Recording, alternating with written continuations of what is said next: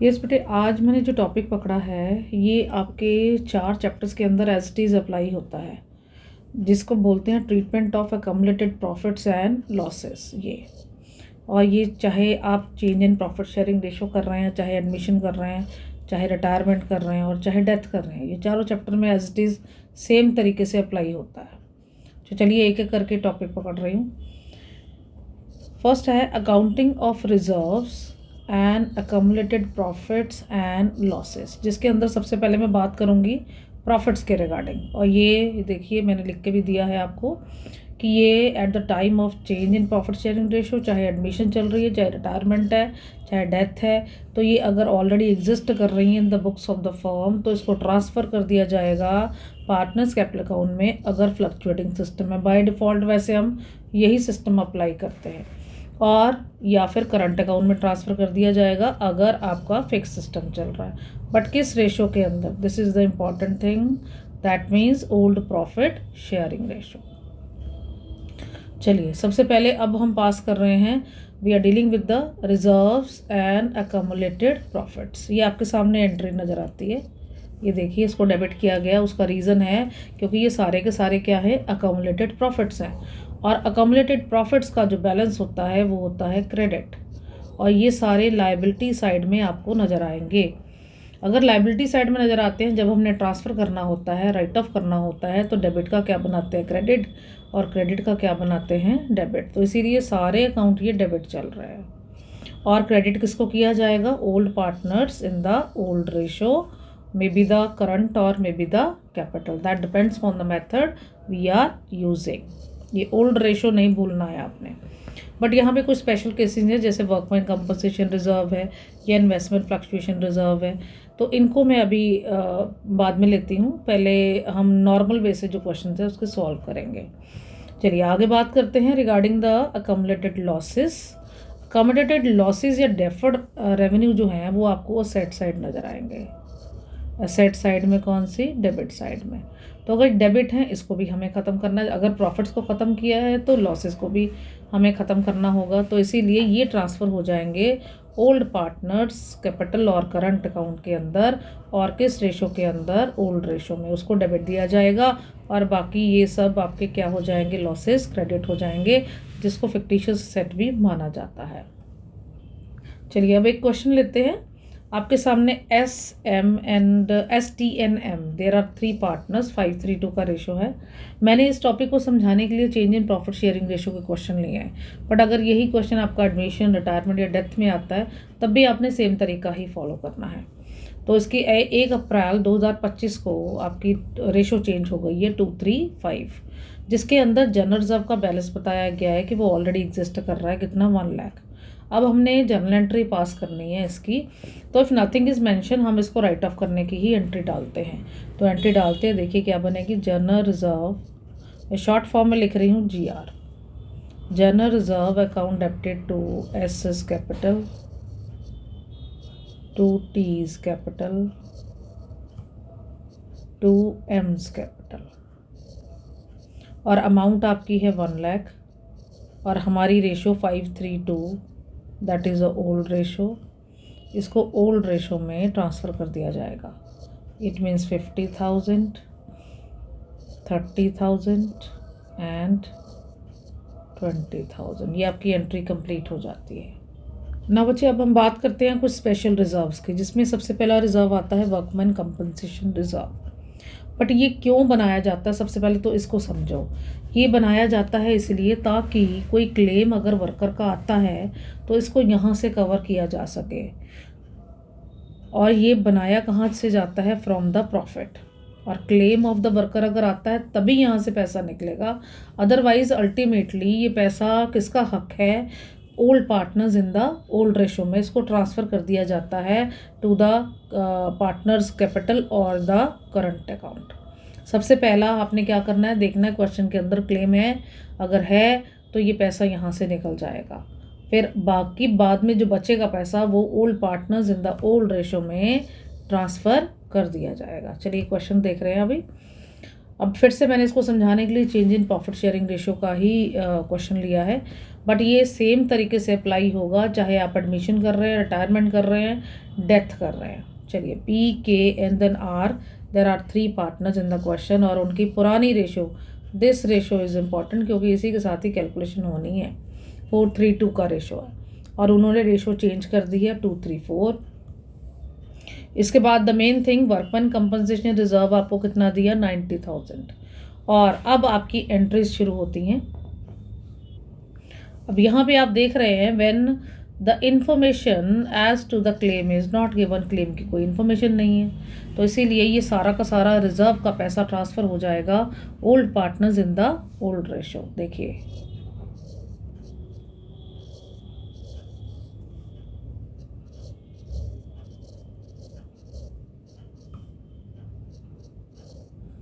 Workman compensation reserve account debited, 2 partners का नाम P K R, to P is capital, to K is capital and then to R's capital.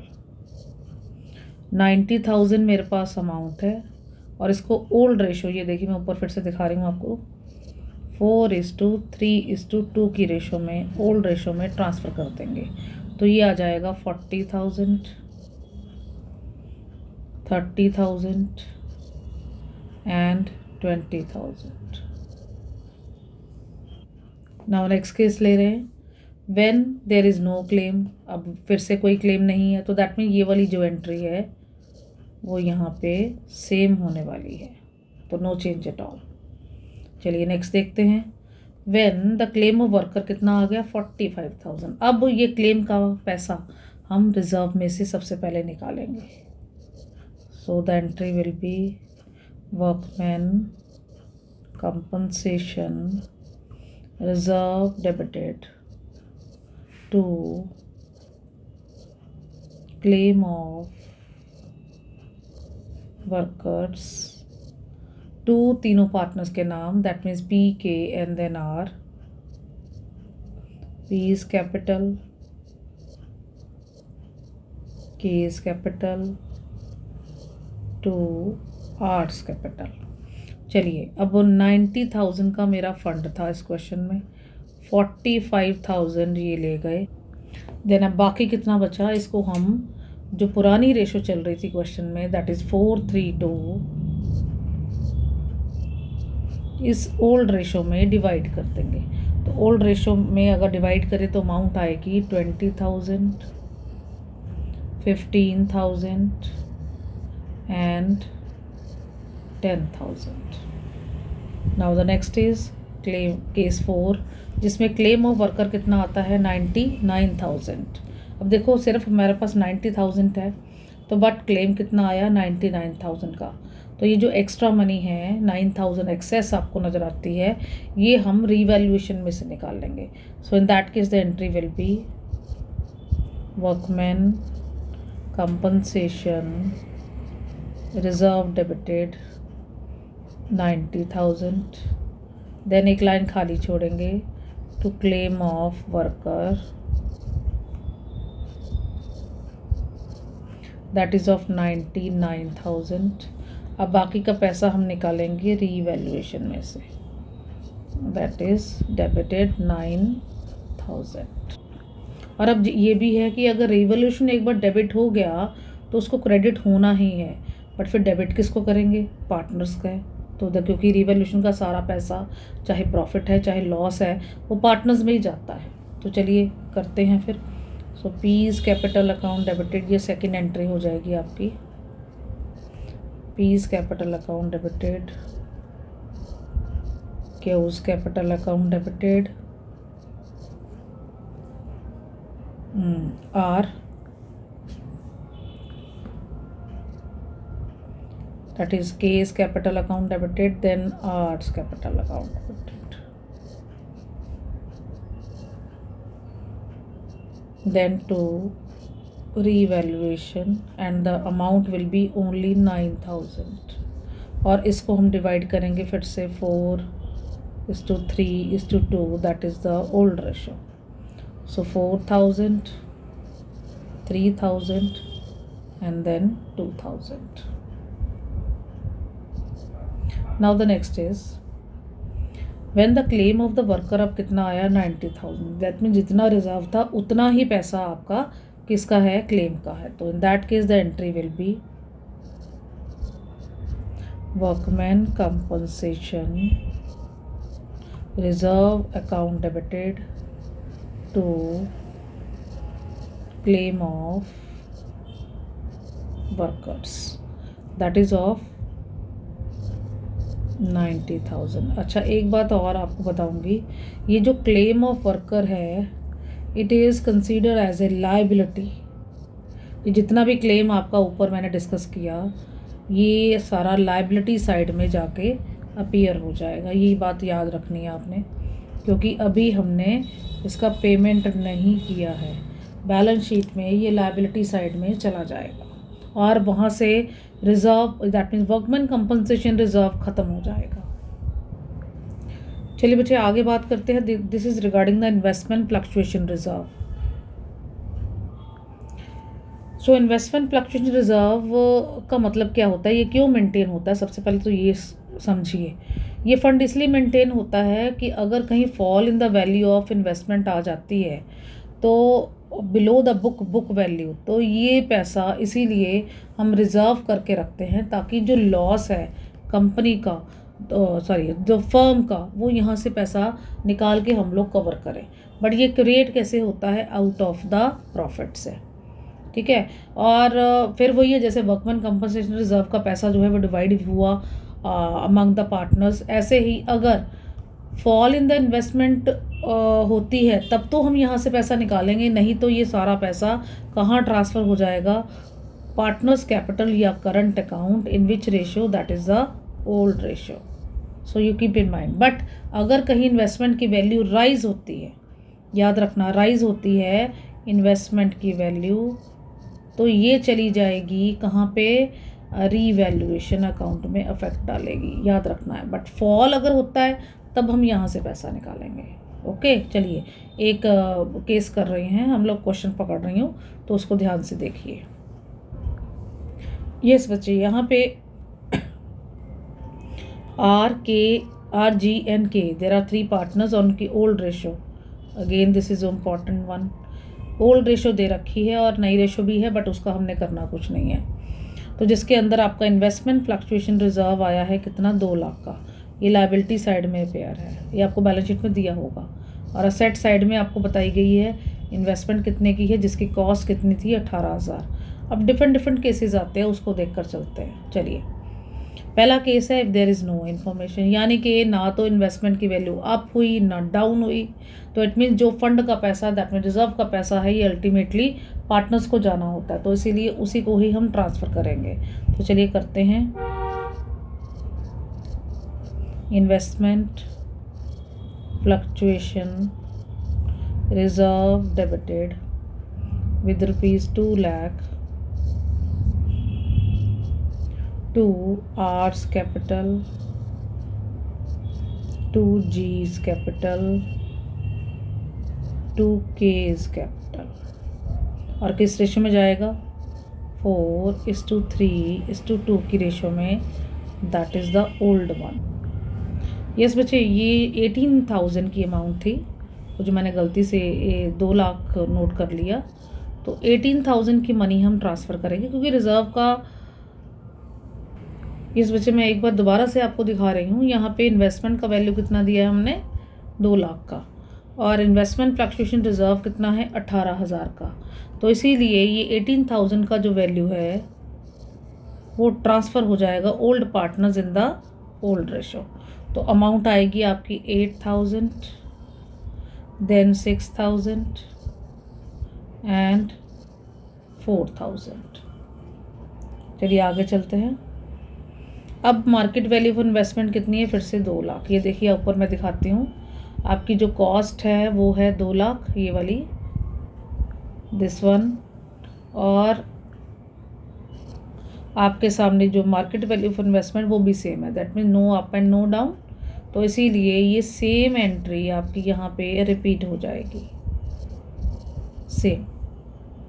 Now next is आपकी market value of investment कितनी है, 1,91,000 हो गई, और cost ऊपर हमें गिवन थी 2 लाख, है ना। तो वैल्यू डाउन होगी, कितने से वैल्यू डाउन हो गई है, दैट इज़ ऑफ 9,000 डाउन हो गया। तो ये fall in the investment, it will be recover from the investment fluctuation reserve. तो इसीलिए अब देखिए एंट्री क्या बनेगी, investment fluctuation reserve debited with rupees 18,000 to investment that is of 9,000। जितनी वैल्यू डाउन हुई है उससे रिकॉर्ड करेंगे, और बाकी का पैसा इन तीनों पार्टनर्स में डिवाइड कर दिया जाएगा between R, J, G and then के।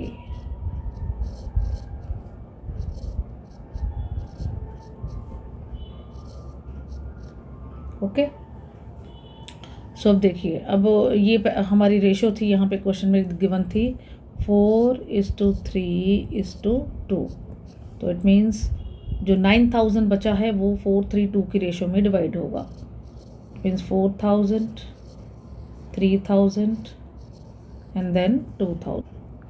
नाउ बच्चे केस 4 ले रहे हैं। अब मार्केट वैल्यू ऑफ इन्वेस्टमेंट हमारी कितनी हो गई है, 2,18,000। इट मीन्स हमारी जो कॉस्ट 3 ऊपर वो कितनी थी, इट वाज 2 लाख इन्वेस्टमेंट की। अब ये 2,18,000 हो गई। तो मैंने आपको क्या बोला था, ये तो अप हो चुकी है 18,000 से। सो इसीलिए इन्वेस्टमेंट फ्लक्चुएशन रिजर्व का सारा पैसा ट्रांसफ़र होगा पार्टनर्स में, और ये जो 18,000 ज़्यादा बढ़ गया है वो रीवैल्यूएशन के थ्रू होगा। देखिए, तो इन्वेस्टमेंट की वैल्यू अगर बढ़ती है तो entry for this will be investment account debited to revaluation, it is 18,000। ठीक है, और उसके बाद जो फंड का पैसा है, अब ये रीवैल्यूएशन एक बार क्रेडिट हुआ या डेबिट हुआ, वो ऑटोमेटिकली इसका इफेक्ट जो है वो पार्टनर्स कैपिटल अकाउंट में पड़ेगा ही पड़ेगा। इसलिए नेक्स्ट एंट्री इसी के साथ पास कर रही हूँ। Revaluation account debited to R, to G and then to K. अभी 18,000 डिवाइड हो जाएगा पार्टनर्स में इन द रेशियो ऑफ 4:3:2। तो इनका अमाउंट आएगा 8,000, 6,000 एंड देन 4,000। चलिए, अब जो रिजर्व का पैसा बच गया इस केस के अंदर वो डिवाइड हो जाएगा automatically old partners in the old ratio.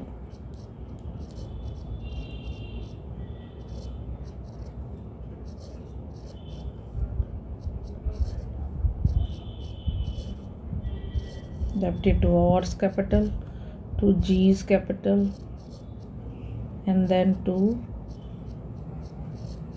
K's capital। और अमाउंट आपकी थी 18,000 अगेन, और ये डिवाइड हो जाएगी 8,000, 6,000 and then 4,000। It is 4:3:2, that is the old one.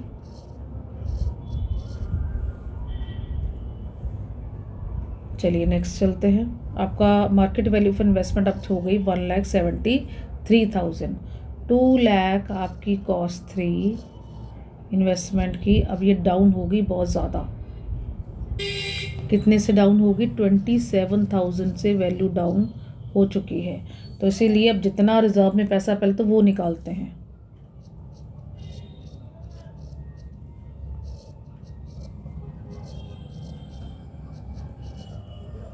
हमारे रिजर्व में पैसा था 18,000, पहले तो वो निकाल लिया। Then to investment that is of 27,000। ये इतनी लॉस कवर करना है हमने, तो बाकी का पैसा फिर कहाँ से निकलेगा, रीवैल्यूएशन में से। ये अमाउंट आ जाएगी आपकी 9,000। अब एक बार फिर रीवैल्यूएशन डेबिट या क्रेडिट हुआ तो फिर वो रिवर्स तो जाना ही होता है, डेबिट का क्रेडिट करना ही पड़ता है। और डेबिट किसको करोगे? पार्टनर्स कैपिटल अकाउंट को। तो again the entry for this will be R's capital account debited, जी's capital account debited, k's capital account debited, to